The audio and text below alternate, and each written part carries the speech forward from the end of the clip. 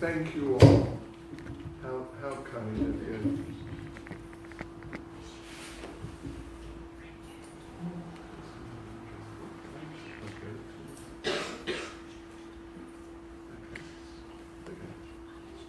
Yes, Hare Krishna to everyone.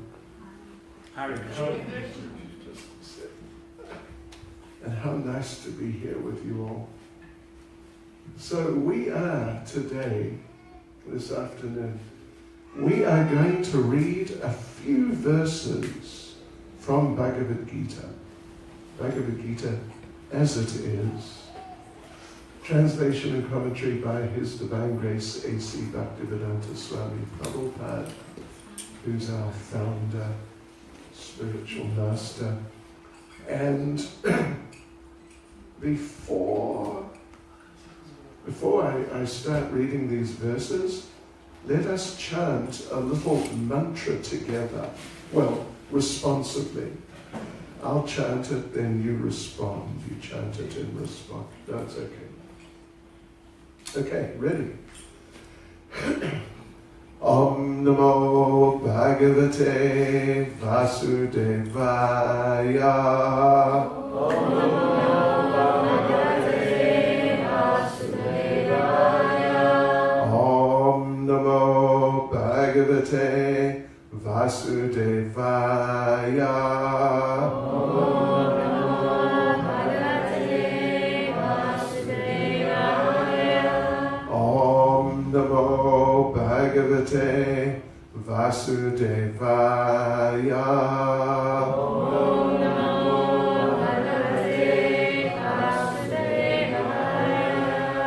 Okay, so let us read now. Bhagavad Gita, chapter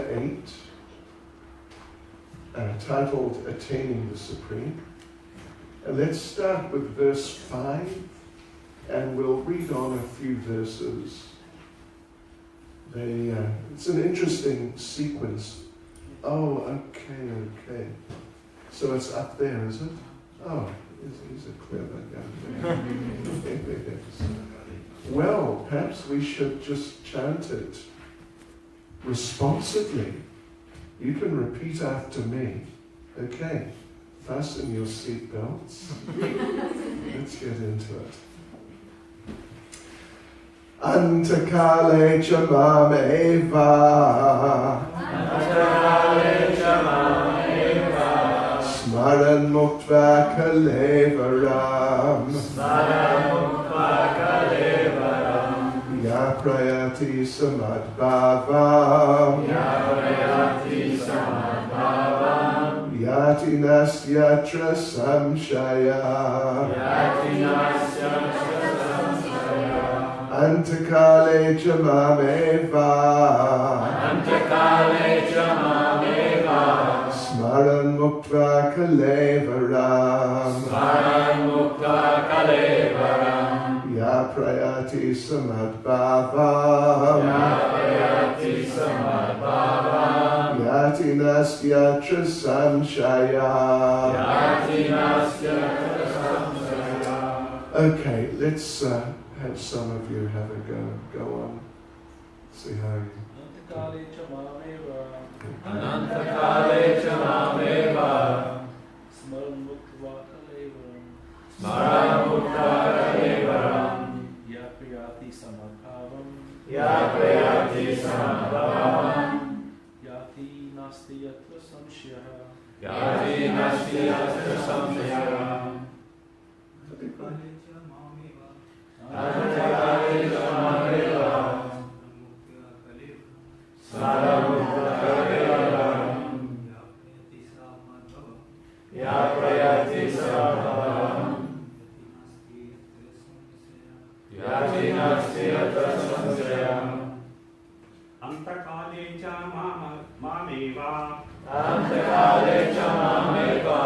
Smaran muktva kalevaram. Smaran muktva kalevaram. Priyati samadbhavam. Ya priyati samadbhavam. Yati nasti atra samsayah. Yati nasti yatra samshayah. Antakale chamameva. Antakale chamameva. Smaran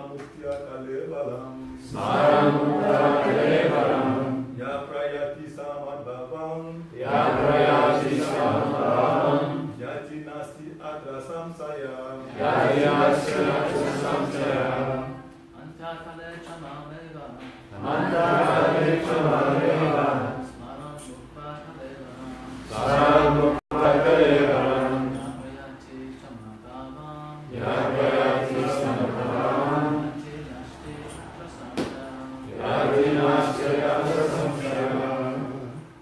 How about some of the ladies? Antakale chamameva. Antakale chamameva. Smaran mukta kalevaram. Smaran mukha kalevaram. Yaprayati samadhavam. Yapayati samabhavam. Yati nastyatra samsara. Yati nasti samsaya. Antakale chamameva. Antakale chamameva. Smaran mukta kalevaram. Smaran mukha kalevaram. Yaprayati samadhavam. Yapayati samabhavam. Yati nastyatra samsara. Yati nasti samsaya. Okay, pretty good. Pretty good. So, let's do the word for word. You can repeat after me. Antakale, Antakale. at the end of life. At the end of life. Cha, Cha. also. Also. Mam, Mam. me. Me. Eva, Eva. certainly. Certainly. Smaran, Smaran. remembering. Remembering. Muktva, Mukta. quitting. Quitting. Kalevara, Kalevara. the body. Body. Ya, Ya. he who. He who. Prayati, Prayati. goes. Goes. Sa, he. He. Matbhavam, Matbhavam. my nature. My nature. Yati, Yati. achieves. Achieves. Na, Not. not. Asti, Asti. there is. There is. Atra, Atra. here. Here. Samshaya, Samshaya. doubt. Doubt. Okay, translation. And whoever at the end of his life quits his body, remembering me alone, at once attains my nature. Of this there is no doubt. Now there is a purport here by Srila Prabhupada, but as I said, we're going to read a few verses. So I'll read the purport of one of those other verses. So let me just read. I'll just read verse 6 myself. Yam yam vapi smaran bhavam tyajat yante kalevaram tam tameva iti konteya sada tadbhava bhavita. Whatever state of being one remembers when he quits his body, O son of Kunti, that state he will attain without fail. These are two very important verses, 5 and 6 in the 8th chapter, talking about the process of birth and death, or death and birth, really. Death and birth, and reincarnation. What an interesting subject. Yeah, what an interesting subject. Just as you heard, I have been involved in Krishna consciousness for getting on for 45 years. Where were you? Where were you 45 years ago? We would say you were in your previous lifetime, in your previous body. Okay, so I'm going to read on. I'm going to actually read the purport of this verse. But first of all, I'll read another couple of verses. Let's look at verse 7. Tasmat sarveshu kaleshu ma manusmara yudyacha mayarpita mano buddhir mame vaishyasya samshayaha. Therefore, Arjuna, you should always think of me in the form of Krishna, and at the same time carry out your prescribed duty of fighting. With your activities dedicated to me, and your mind and intelligence fixed on me, you will attain me without doubt. Let's read verse 8 also. Abhyasa yoga yuktena chetasana nigamina paramam purusham divyam yati parta anuchintayam. He who meditates on me as the Supreme Personality of Godhead, his mind constantly engaged in remembering me, undeviated from the path, he, O Partha, is sure to reach me. And one, I assume you would be aware enough, but at least bear in mind where Krishna here uses the word he. It's a generic. He's using it in a generic sense as a person, not males. In other words, it also applies to females. Just thought I'd make that point. Don't mind too much. Okay, I'm going to read verse 9 also, because it's a nice verse. And you know what? This verse 9 is the first verse that I ever gave a class on. Yeah, it is actually, I remember vividly. It was what? Well, I don't remember exactly when it was, but it was plus or minus, sort of maybe April 73, approximately. Perhaps it was May or something like that. 1973. And we were traveling around England.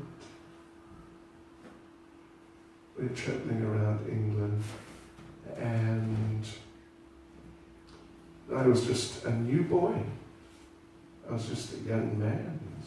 I think must have been, what was I? 22, I guess.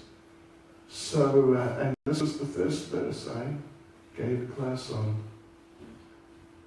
And I thought, yeah, okay, let me do it. And I started and I ran out of things to say after about 5 or 10 minutes. And I thought, wow, how did that happen? I thought I was going to be able to say something. I said something, but not a lot. Anyway, you've got to begin somewhere. Now I tend to sort of to the side of verbosity, so we'll try and keep it under control. Kavim Puranam Anushasitaram Anor Aniyansam Anusmaredya Sarvasya Dataram Achintya Rupam Aditya Varnam Tamasa Parastat. Translation. One should meditate upon the Supreme Person as the one who knows everything, as he who is the oldest, who is the controller, who is smaller than the smallest, who is the maintainer of everything, who is beyond all material conception, who is inconceivable, and who is always a person. He is luminous like the sun, and he is transcendental, beyond this material nature. Well, that is just a very interesting verse, isn't it? There's so many. I mean, you could perhaps, what to speak of, give a class, lecture. You could perhaps write a book about this. But just one interesting little point from this verse. This is Krishna, who is that very supreme person who he is referring to. He's referring to himself.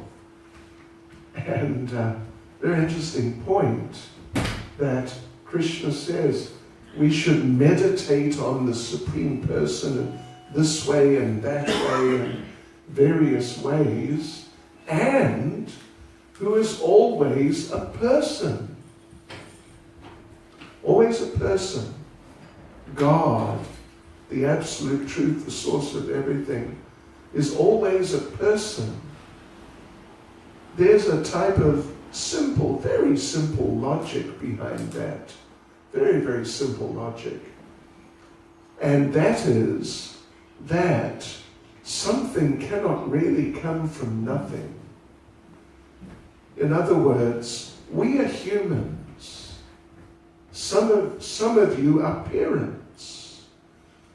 And those of you who are parents, the children you have produced have also been humans. I don't think, anyway, I'm being a bit facetious, I suppose. None of you have produced any other species. I don't expect it.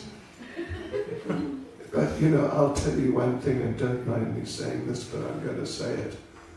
Some people, the offspring they produce, there are at least some cases I have serious doubts about, in terms of really their humanity.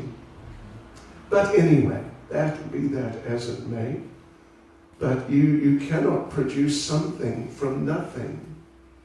In other words, if you have, let us just say for argument's sake, 1 million apple seeds.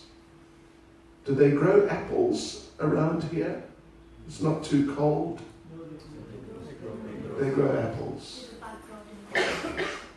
In the back garden? Okay. So, you've got 1 million apple seeds. 1 million. And you plant them and look after them and water them and nourish them and protect them and so on. So from your 1 million apple seeds, devotees and friends, please tell me, how many Newcastle mango trees will you get? How many? Doctor, you're intelligent, tell us. From 1 million. And they're certified apple seeds, not infiltrated by anyone else. They're genuine. So how many? At least 1, yeah? Not 1? 0. 0! Oh no.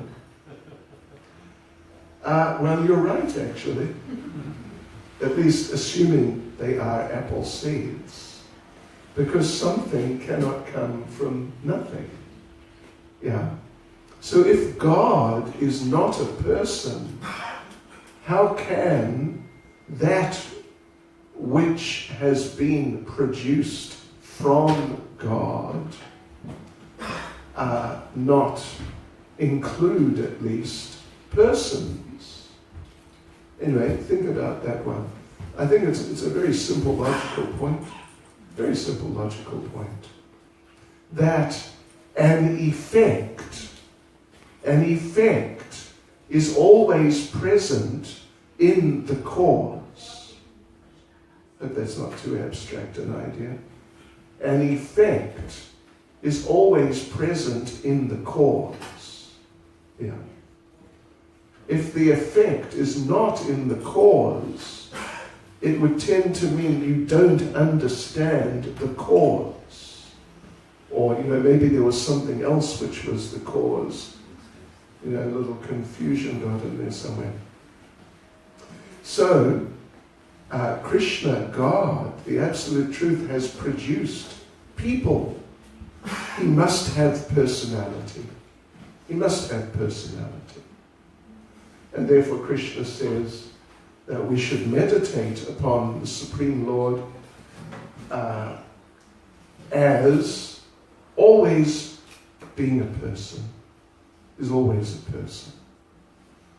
We're people. We have impersonal aspects to our nature also, in the sense we have energy. We can exert some energy. I can lift this. This is, it's very, very little, but there's a certain amount of, what would you say, kilojoules, or what would the term be? Horsepower. Something, even though it's not a lot, but there's something, kilowatts, some sort of energy has been exerted. That energy is energy, but I am the energetic. I possess the energy, and I am now utilizing the energy. But the energy itself is not a person. The energy is energy, and you can measure it. You can measure the energy you exert while running, or doing different things. Yeah. So, but even though there are aspects of our natures which are not personal, but ultimately we are persons, and the person is in control of the impersonal things like the energy. The person is exerting the energy as he feels he wants to exert the energy. And usually the energy is not exerting the person. Yeah. Okay. So that was kind of by the way. But let's go back to verses 5 and 6. I'm actually going to read both of them again. Now we're going to look at the subject of reincarnation and related things. Antakale chamameva smaran mukva kalevaram ya prayati samad bhavam yati nas yatra samshayaha. That's verse 5. And whoever at the end of his life quits his body remembering me alone, at once attains my nature. Of this there is no doubt. And verse 6. Yam yam vapi smaran bhavam tyajat yante kalevaram tam tamevaiti konteya sada tadbhava bhavita. Whatever state of being one remembers when he quits his body, O son of Kunti, that state he will attain without fail. And let's read the purport to this verse by Srila Prabhupada. The process of changing one's nature at the critical moment of death is here explained. A person who, at the end of his life, quits his body thinking of Krishna, attains the transcendental nature of the Supreme Lord. But it is not true that a person who thinks of something other than Krishna attains the same transcendental state as Krishna. This is a point we should note very carefully. How can one die in the proper state of mind? Maharaj Bharat, although a great personality, thought of a deer at the end of his life, and so in his next life he was transferred into the body of a deer. Although as a deer he remembered his past activities, he had to accept that animal body. Of course, one's thoughts during the course of one's life accumulate to influence one's thoughts at the moment of death. So this life creates one's next life. If in one's present life one lives in the mode of goodness and always thinks of Krishna, it is possible for one to remember Krishna at the end of one's life. That will help one be transferred to the transcendental nature of Krishna. If one is transcendentally absorbed in Krishna's service, then his next body will be transcendental, spiritual, not material. Therefore the chanting of Hare Krishna, Krishna Krishna, Hare Hare, Hare Rama, Rama Rama, Hare Hare is the best process for successfully changing one's state of being at the end of one's life. Let me just say a few prayers and then we'll say a few things about these verses. Nama Om Vishnu Padaya Krishna Prestaya Bhutale Shrimati Bhakti Caitanya Swami Namaste Saraswati Deve Gauravani Pacharane Nirvishesha Shunyavadi Pastityade Shatane Sri Krishna Chaitanya Prabhu Nityananda Shri Advaita Gadadha Shivas Adi Gaura Bhakta Vrinda Hare Krishna Krishna Krishna Hare Hare Hare Rama Rama Hare Hare Vachikapataribhyascha kripa sindhu kevacha Patitanam bhavanebhyo Vaishnavebhyo namo namaha Vaishnavebhyo namo namaha. Okay, so our main subject here that we're going to focus on, and which is addressed directly and indirectly in these verses, including the other verses that we read. The main thing is about reincarnation and our eternal nature and how all these things work in this material world where otherwise everything is temporary. Everything in this world is temporary, including this world. Means like the planet, the universe. It's not just on the microcosmic level of you and me. You know, I am one of how many billion or zillion, not just human beings, but living beings on this planet. I am one of, each one of us is one of how many? That's the microcosmic level. You know, if you really wanted to get into it, you could go down to an atomic level, a cellular level. Within our bodies, there are many little living beings. Did you know that? You are the predominating one, but there are others. And we would say, Bhagavad Gita would say, that when you, the predominant person in this unit, this body, when you leave the body,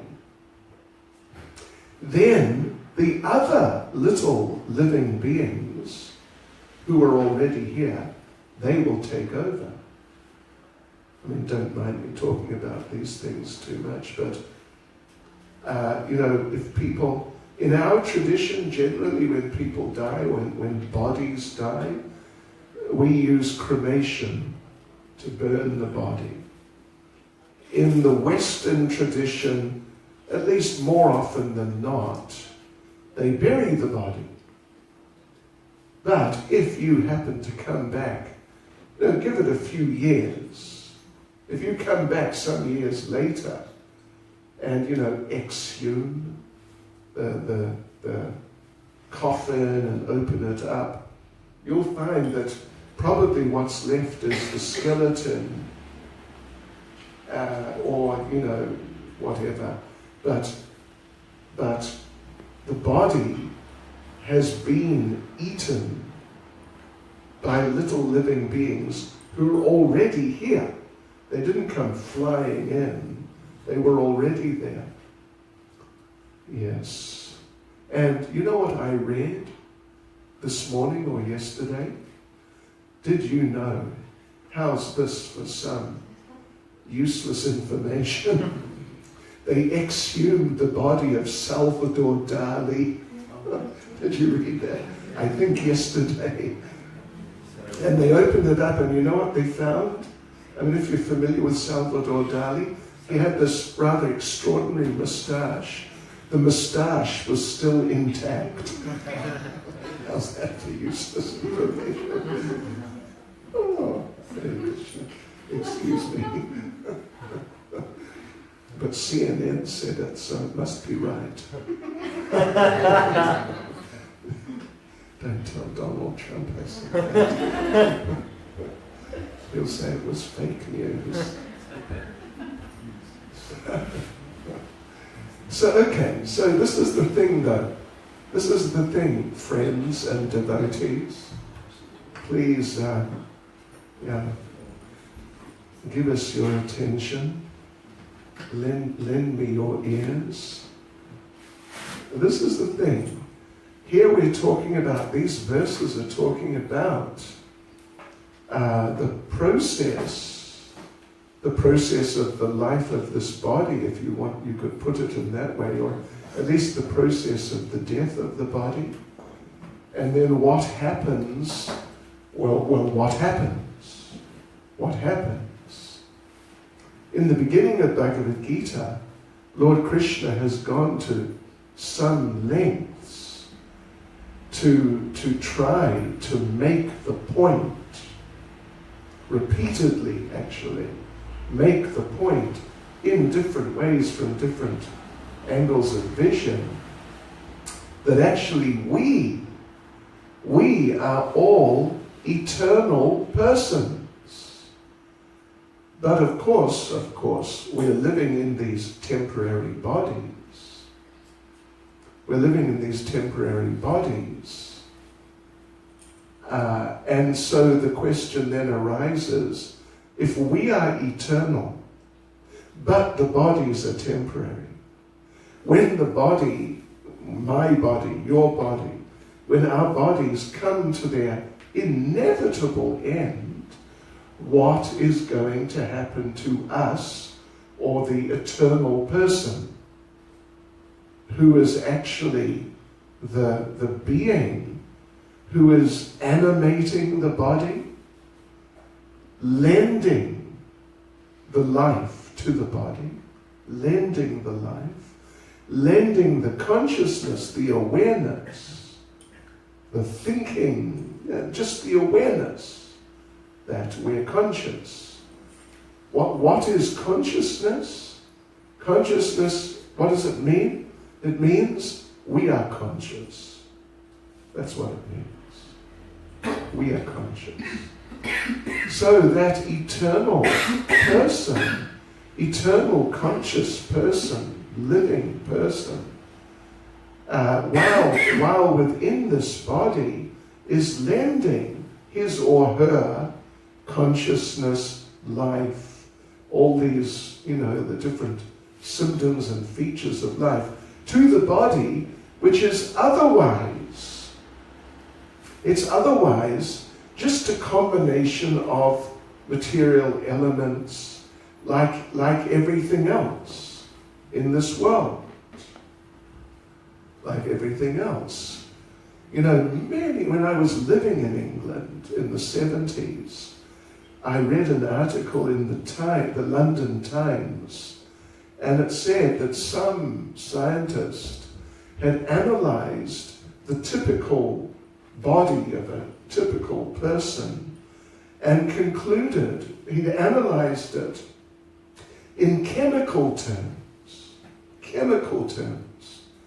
And according to his analysis, our body, just on a chemical level, because you can buy chemicals in the chemical shop, I suppose, whatever you'd call it.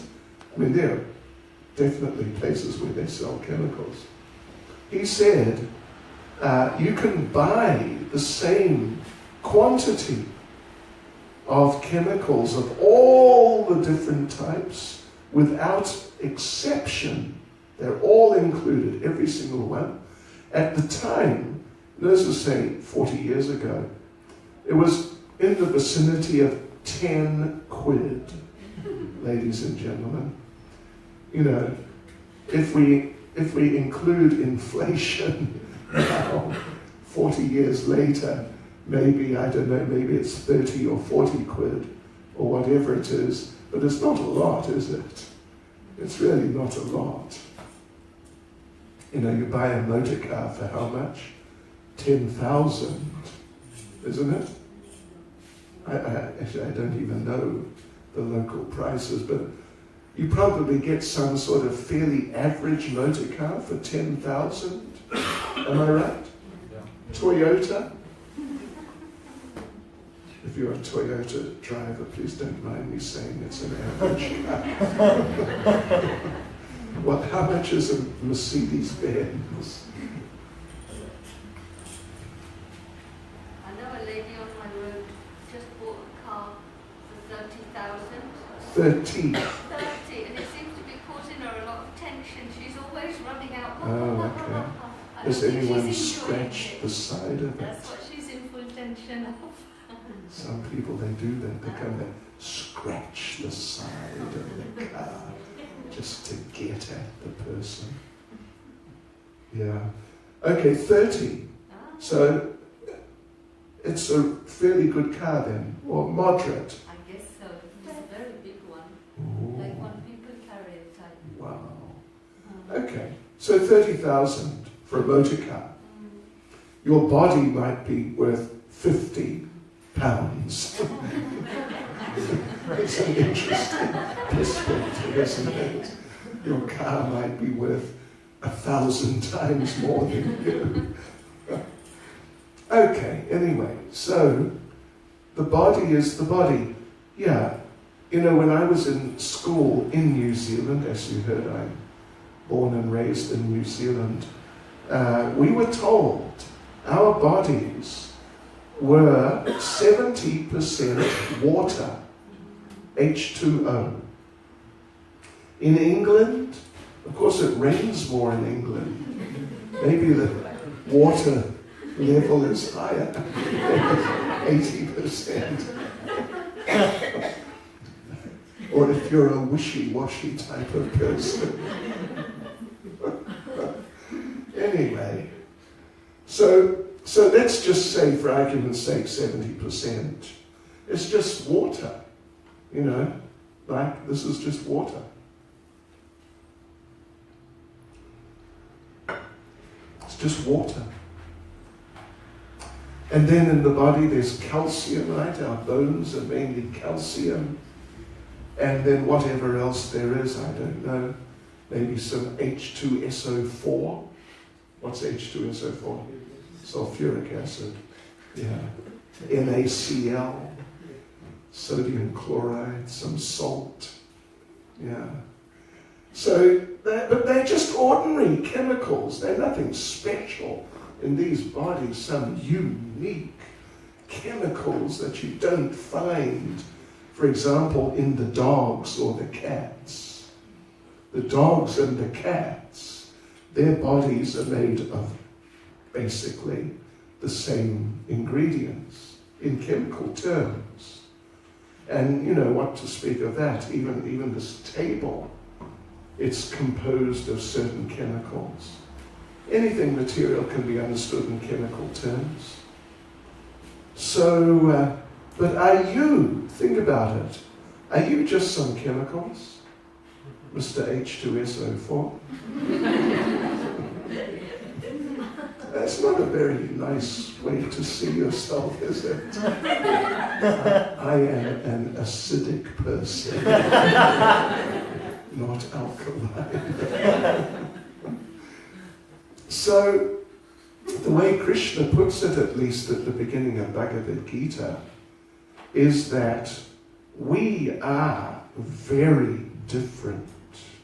We are just from a different category of existence compared to the bodies we inhabit and just the whole world itself, which is essentially composed of the same ingredients as our bodies. Yeah, everything in this world is temporary. I was just mentioning last night, some of you may have been here, that 40 years ago actually, I was out on Oxford Street, London, distributing our books on the street.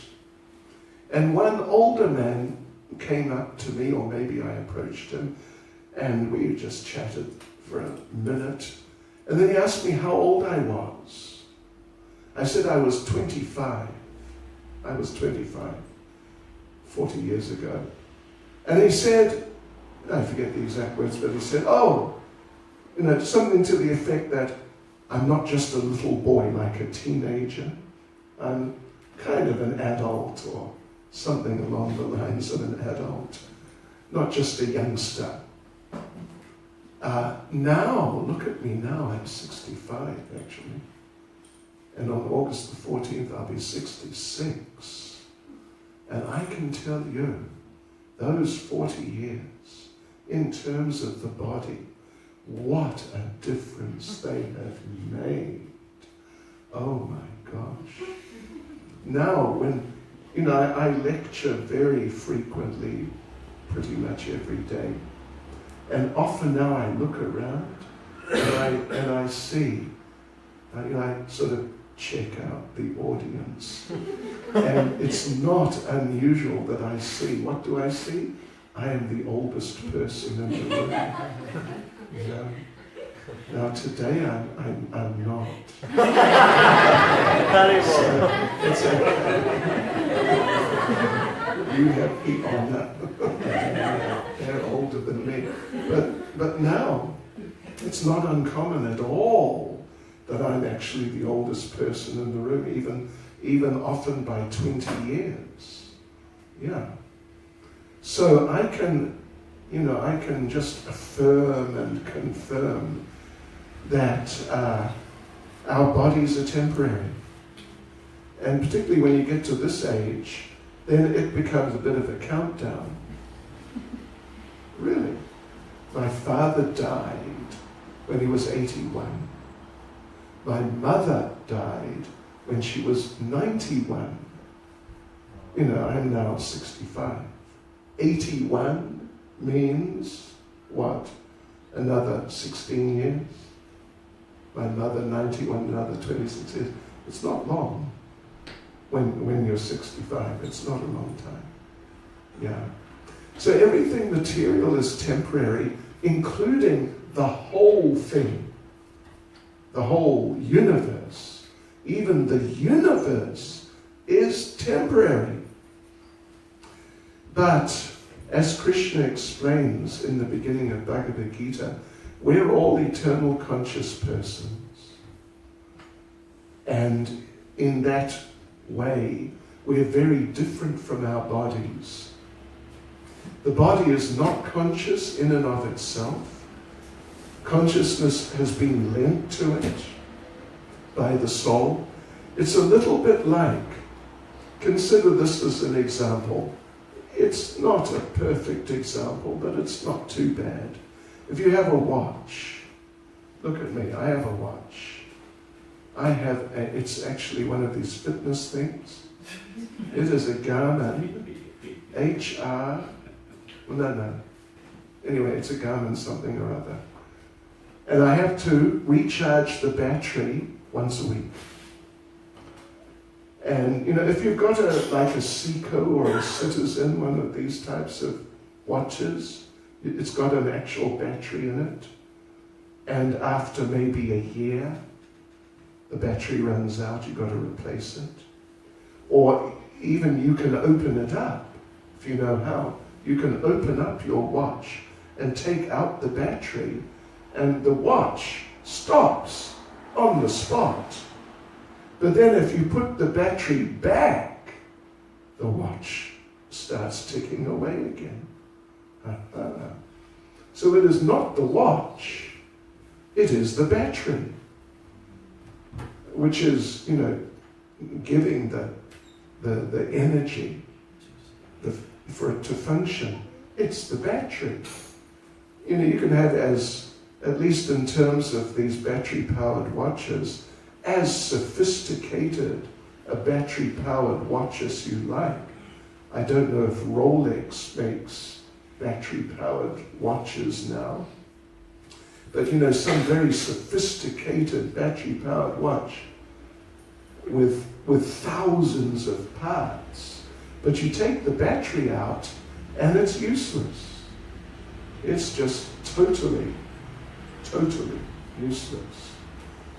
So the soul within the body is something like that, you could say, like that battery. This is just to give us an idea. It's not a perfect example. lending its energy, lending its consciousness, the eternal soul.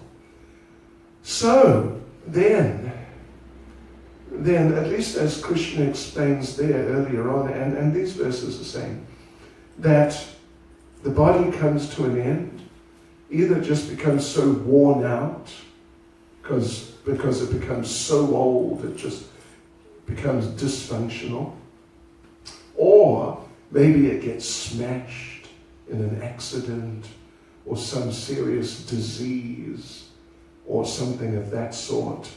But one way or another, the body reaches a point where it cannot and does not function any longer. But the soul, the person within the body, we use this English word soul. We're just utilizing an existing term. It may not be the ideal term, but, people have some sort of feel for the word. In Sanskrit, it's Atma. Atma. So when the body becomes uninhabitable, it's just not functioning any longer. But you, the eternal person, you are still just as alive, no less alive than you were when the body was young and strong. You're just as alive. So what happens to you? What happens to you? This is a very important question. Our devotee, PhD student coming up, Sharadiya Rasa, sitting over there, and her friend E, who's also a PhD student, yeah? What's E studying? Oh, engineering. Okay. So, you know what happened to them? I don't want to embarrass them. They have been kicked out of their flat. They had one more week. I'm sorry. Maybe they'll give a donation. Compassion. So where are they going to go? Are they just going to sort of dissolve into nothing and cease to exist? No. They got to go to another flat, which I think they've arranged, I hope. Well, they're PhDs, they should know that. They should arrange another flat. So, when you get kicked out of your house, you go to another house. Yeah. So when you get kicked out of the body, at least the body becomes unusable, then you go to another body. Now, what other body? Just any other body? Some other body? Like them, take them, and with, the greatest of respect and affection. They're moving out of their flat. They're not going to move into Buckingham Palace. No. And say, goodbye, Liz. You've got a few houses. Go to Balmoral for a while. Because, they just can't do it. They haven't got, we could use the word qualification in a certain sense. If it was William or Andrew, they can just rock up to Buckingham Palace and they're in because they have a certain type of qualification. They lack that qualification. They have, a different type of qualification. So they'll probably get some relatively simple student type accommodation. Yeah. So in other words, the next place, whenever you move out of a place, the next place you go can only be in terms of a certain type of qualification, say financial qualification. Yeah. It can only be. It can't be some other type of thing which you just don't have the financial qualification for, just because you want it or like it. So Krishna's explaining things in these terms here. And the really crucial one is whatever state of being one remembers when he quits his body, O son of Kunti, who is Arjuna, that state he will attain without fail. And note, Krishna says, without fail. So, in other words, the place you'll move, the next body you'll get, will be just the right body in terms of your qualification for your next body. So now what is that qualification? What are we talking about? We're not talking about PhD, I'm sorry, E.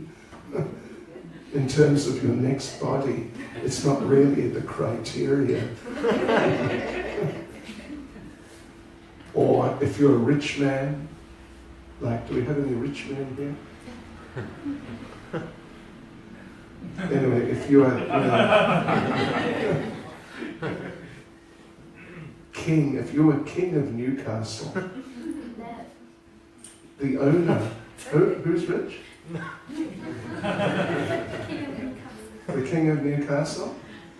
I'm sure there used to be a king of Newcastle, going back. Yeah. Newcastle Raj. I still have a bit of the castle left, actually. Oh, okay. Interesting. Wow. Yeah. So being like extremely wealthy, this is not really a criterion for what sort of body you will get next. Krishna is explaining here. Whatever state of being you remember, that state you'll attain without fail. It's determined, your next body is determined by your state of mind at the time of death. Someone might therefore suggest that, okay, when I know the time of death is it's just coming right now, it's just I've got 5 minutes, something like that. Okay, then I'm just going to fix my mind on God, and then I'll go to God. The problem with that is it's not so simple. It is not so simple. You cannot just concoct some state of mind just at will, any time. And Prabhupada mentioned that in the purport. What did Prabhupada say? Let's see, yeah. One's thoughts during the course of one's life accumulate. You know, when I hear these people go screaming by, you know what I think? When we were reading the verses a little while ago, maybe it was the same one, that one came screaming by, and you know what I thought? I thought, here is that dealing now with someone who is going through this. Someone is dying, yeah. And then now maybe they're zooming off to the hospital to save the person's life. Maybe they'll save the person's life, maybe not. Sooner or later they won't be able to save the person's life. So one's thoughts accumulate during the course of one's life to influence one's thoughts at the time of death. So you cannot just decide, oh, I'm going to just think of this at the time of death. At the time of death, of course, the system, the physical system is breaking down. That's why the body's dying. But the consciousness is also severely affected. Most people, when they die, there's a period of time, means like hour, 2, 3, 4 hours, some period of time like that, where they lapse into unconsciousness. Yeah. And the body sort of just stops. winds down and stops. It's not so common unless someone is killed in an accident. You know, what you see in the movies, if you watch them, or on television, someone gets shot, bang, bang, you're dead, and is dead. You know, 20 people are trying to shoot James Bond with machine guns. They can't hit him. He fires one shot, they're all dead.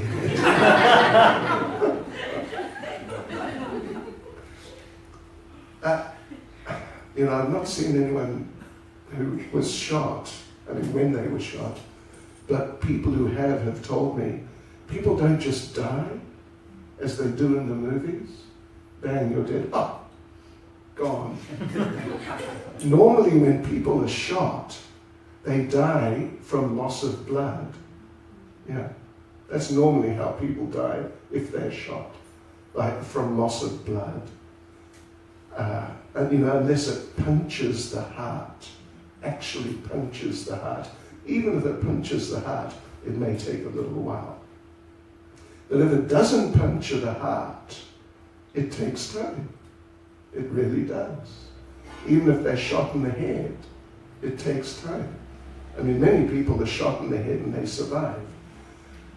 Anyway, so, I mean, I hope none of you get shot to have to, you know, put this into practice and experiment. But, yeah, it's not so common that when people die, they just die. 1 minute they're right there, next minute they're just gone. There's usually a winding down process and it takes some time and then they die. So, therefore this point is all the more relevant that the thoughts that you've been cultivating, your desires, aspirations, and the things you don't like, and just all your different thinking processes during the course of this life, it all accumulates and comes to a type of conclusion at the time of death. Yeah. And therefore, you can't just decide, well, I'm going to think of this at the time of death. So therefore we say, now let me just check with our leader. You can carry on. It's okay, for a while. Okay. So, yes, sometimes we say that this lifetime, these lifetimes that we're all in, they are something, they can be seen as something like an educational process, where it's not just for us to live and do whatever and anything, and no, we're actually meant to learn something. It's meant to help us to develop in certain ways, beneficial ways, ideally. So if we take it like that, then, you know, we've all been to school. I'm sure many of us have been to university. Some of us are PhD students. Phew. High level. Yeah. You know, when you're at university or at school, but particularly university, things are more free at university than at school, in my experience. And therefore at university you sometimes get some people, they're students, but they just, you know, they get into the university partying scene, and they're not studying so much, they're partying more, isn't it? It's definitely some, definitely happens. Or some get into drugs and they become fanatical marijuana smokers or whatever, some sort of something. And, or some, they get into the girls or the guys. and they don't study so much. So when the final exam comes, or when the exams come, what do you expect? If someone hasn't really, applied themselves, but actually they've been interested in other things and involved in these other things, well, what do you expect? Do you expect that...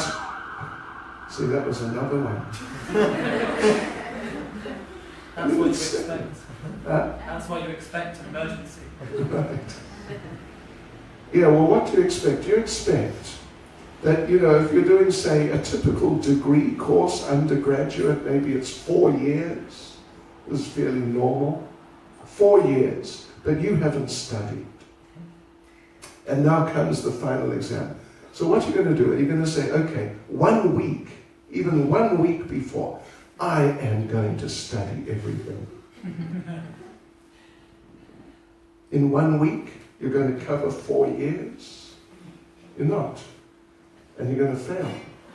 This is, it's a simple point. So in life, in this course, educational course called life, we've got to apply ourselves. We really have to apply ourselves, because the final test will come. In the meantime, like at university, in the meantime, you get tests every so often. Yeah. But in life, you don't get, it's not so explicit and clear that you're being tested. Actually, we are being tested. Different crises, how are we going to deal with them? Or even different very good situations. Are we going to become carried away with them and think that we're fantastic? We're actually being tested.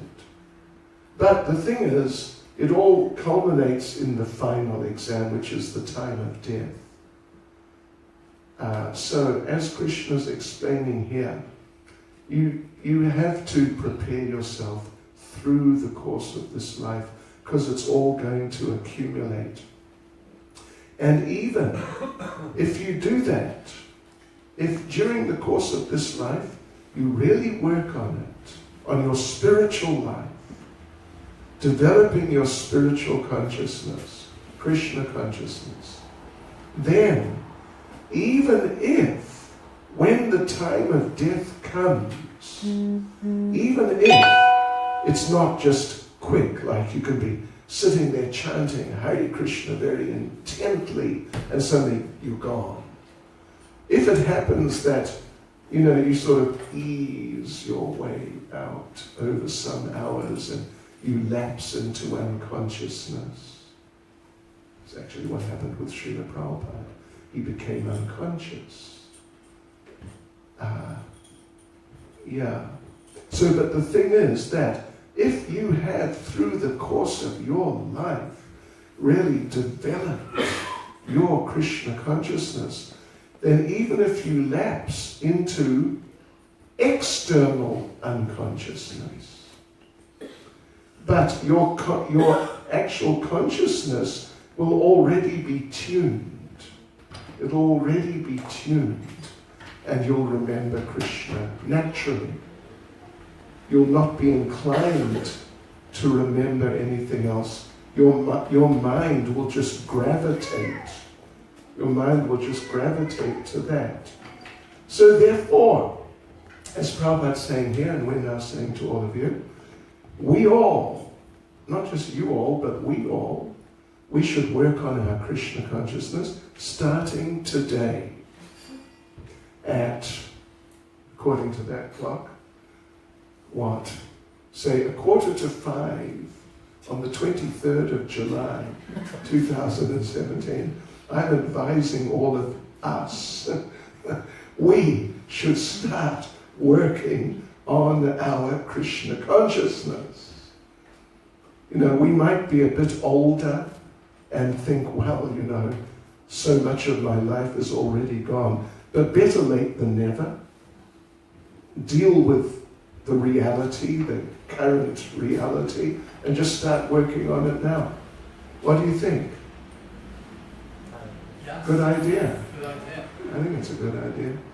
And how to do that? Well, Prabhupada recommends that we should chant Hare Krishna, Krishna Krishna, Hare Hare, Hare Rama, Rama, Hare Hare.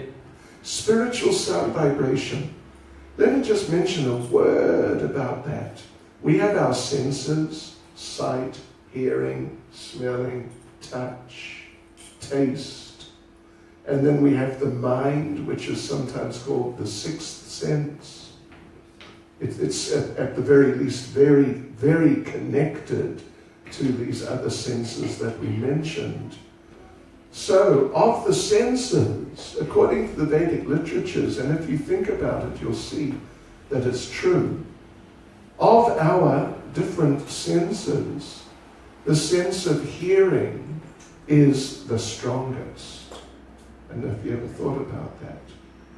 An example which is given to sort of illustrate that is that if a person is sleeping, and in a spiritual sense, the people in general are basically sleeping spiritually. They're alert materially, but spiritually, it's just not there. It's not manifest, at least. So they're spiritually sleeping. Now, in just an ordinary situation, if a person is sleeping, how are you going to wake them up? Well, you can't wake them up by the sense of sight, because their eyes are closed. Some people sleep with their eyes open. We were in, you've never heard of Enniskillen? Have you ever heard of Enniskillen? Yes. Northern Ireland, distributing books in the 70s. It was the Troubles. It was a difficult time. We parked our car in the area where you're not meant, well, where you can park, but you have to stay in it. Yeah, okay. And one devotee stayed in the car. But being a devotee, or a certain type of devotee, he fell asleep in the car. He was a devotee, a person who slept with his eyes open. There are people who sleep with their eyes open. He was one of them. And he was there in the car like this. And the army, the British army came by and they saw him. And they tried waving at him, but there was no reaction because he was asleep with his eyes open. They thought he was dead.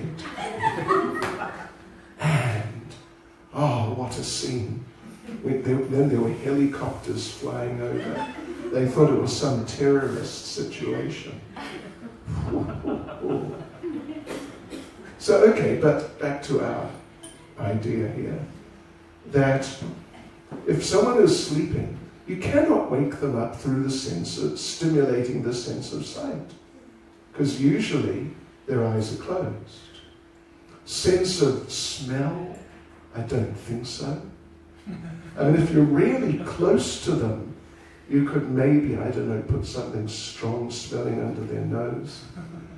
Sense of touch, okay, but you have to be right next to them. Yeah. But now, sound vibration, you could be here, the person sleeping could be over by the wall, but you can quite easily wake them up with sound vibration. This example is given, it's a type of example, to present the idea that of the senses, the sense of hearing is the strongest. So Prabhupada here is recommending chanting Hare Krishna, spiritual sound vibration. Actually, there's so many activities in Krishna consciousness. There are many. The sound vibration, chanting, and so on is one. There are many others. But of them, this one is the most prominent and the most recommended. People are encouraged the most to take this up because it's working with the sense of hearing, which is the strongest sense. And there's like a direct channel to the heart through the ears. So therefore, well, we're recommending that all of you nice people, devotees and friends, that you start working on your Krishna consciousness as of now, right now. And the suggestion is, do that in the form of chanting, spiritual sound vibration. Give it a try. After all, you came here, you took the trouble to come here, you might as well give it a try. Yeah, give it a try and see what happens, and you come to your own conclusion. In Krishna consciousness, we try to avoid browbeating people, sort of, talking down to people or just pushing people too much. So we say, we try to present the ideas, but then we say, you try it. You try it. You come to your conclusion, and that's, of course, more meaningful to you. So there you go. Please do it. Please repeat after me. Everyone. Hare Krishna. Hare Krishna. Hare Krishna. Hare Krishna. Krishna Krishna. Krishna Krishna. Hare Hare. Hare Hare. Hare Rama. Hare Rama. Hare Rama. Hare Rama. Rama Rama. Rama Rama. Hare Hare. Hare Hare. Congratulations and thank you very much. Srila Prabhupada Ki Jai. Okay, so for the next part of the program. His Holiness Bhakti Caitanya Swami Ki. Jai.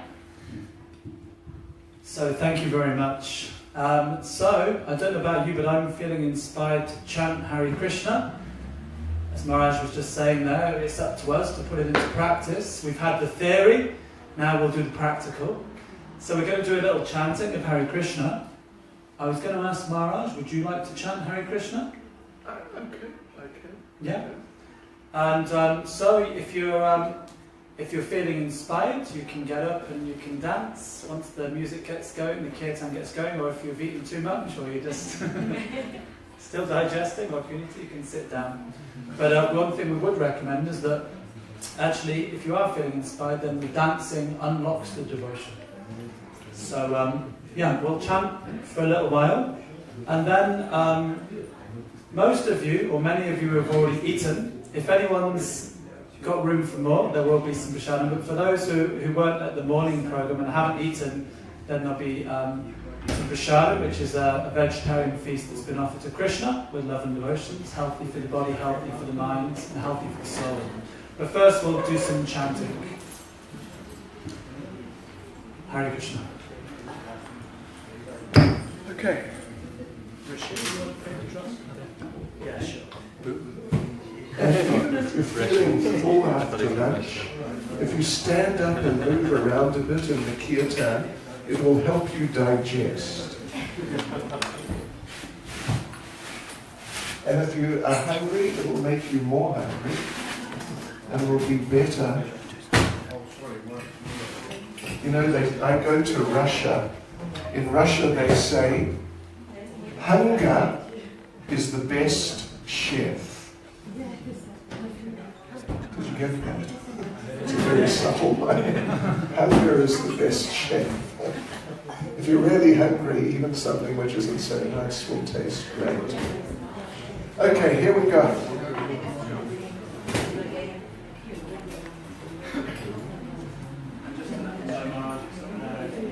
Oh yeah, okay. If you're not familiar with the Hare Krishna mantra, it's on the television screen up there above the door. We have a Kanmaya country. Hare Krishna,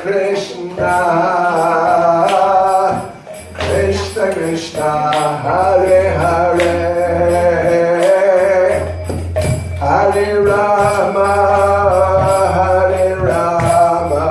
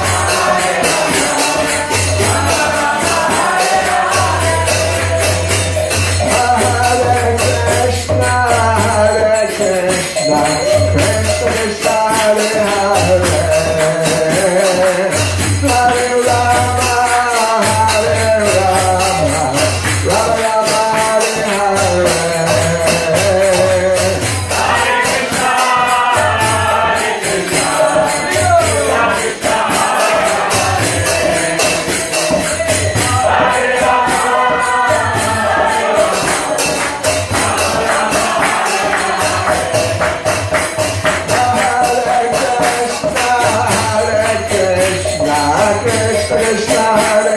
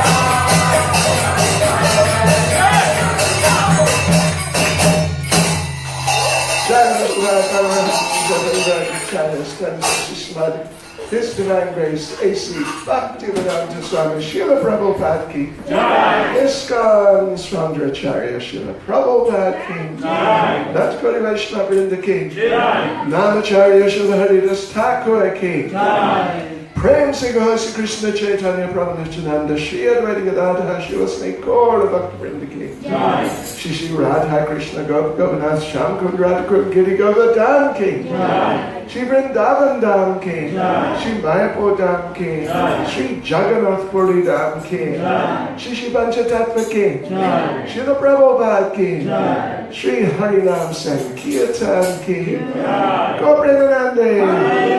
All glories to the Assembled Devotees. All glories to the Assembled Devotees. All glories to the Assembled Devotees. All glories to Sri Guru and Sri Gauranga. All glories to Srila Prabhupada.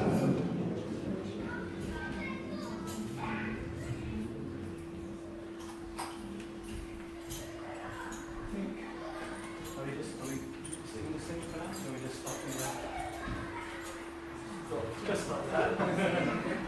What do you think, Brenda? Okay. Anyway, it's been a really long but a really nice day. And anyway, thank you all very much for your enthusiastic chanting and dancing. For some of you, that was your first time, so we hope you had a really nice experience. We'd like to thank once again Bhakti Caitanya Swami for being with us here in Newcastle for the last 4 days. We wish him a safe journey, a safe onward journey to wherever he's going next, and we wish him a quick return back to Newcastle next year. Haribo! His Holiness Bhakti Caitanya Swami Ki. Jai! again, we'd like to thank all the devotees who've come from far and wide, from Leicester and all different places. We'd like to thank all the devotees who've come for the first time as well. We'd like to say that if you would like to know about future programs here in Newcastle, just underneath the notice board outside there's a little book, and you can write your email address in there and we'll put you on our email database. We won't spam you and we won't pass on your email address to anyone else, but we will inform you of all the blissful programs that we're going to be having here in ISKCON Newcastle. Also, you can take a little card that's just next to the book. It has it on our website, and it also has our Facebook. So please like us on Facebook if you're on Facebook. And also we have our own ISKCON Newcastle YouTube account. So if you'd like to catch up on any of the classes or any of the kirtans, there's a whole host of things on our ISKCON Newcastle YouTube. So even if you can't be physically here always, you can tune in online. So please join us online also. Now, many of you have had some prasadam already, you've had something to eat. Is it just me? I'm completely full. If anyone hasn't had something to eat already, or if you have and you've digested again, we will be serving, there is still some more prasadam, which is, we said, vegetarian food that's been offered to Krishna with love and devotion, sacred, sanctified spiritual food, so that will be served next door. So please do take some more. We just wanted to say a couple of thanks. One is that today's feast was sponsored by Dr. Sarvatan, but everything else, all the flowers and all the arrangements, was actually sponsored by Vrinda and Ramai on behalf of their son Brajendra Nandan. Not Bashir, who was initiated today. So we'd like to say thank you to Vrinda and Ramai for sponsoring everything today. I would also like to say a special thank you to Julian, who's been doing a lot of service round the clock over the last few days. He's been cleaning up, he's been cutting vegetables, he's been doing a bit of everything. He's been a jack of all trades. And especially he's the most enthusiastic dancer in the temple. And that's why he eats so much as well. So I want to say thank you to Julian. But anyway, we'd like to thank everyone for coming. We never charge for these programs, but if anyone would like to give a donation just to help with the ongoing running of our centre so we can continue to put on programs for the public, if anyone would like to give a contribution, they can leave it in the donation box just over there, and it's very much welcome and appreciated. If anyone would like anything from the shop, you can come and see me. That's just next door. There's all kinds of transcendental goodies in there. But otherwise, we hope you've all had a really nice time. We hope you'll come back and join us again. And I guess that's about it really, unless there's any more final thoughts. Maharaj, you have any final thoughts? Okay, so I guess the final thought. Anyone would like a used garland, just come and see me, I have 3. So please do come and get a garland. You can hang them up actually, they'll last for years. And they look beautiful in your home. So do first come, first serve. No fighting though. You know, we try and be as peaceful as we can.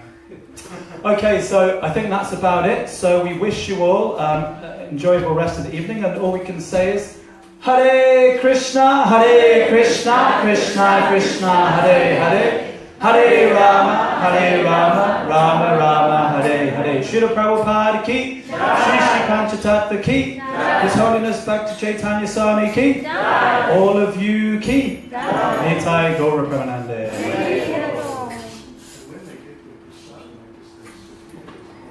Yeah, I guess it depends, because we could, if when you get your prasadam, your food, you can come back and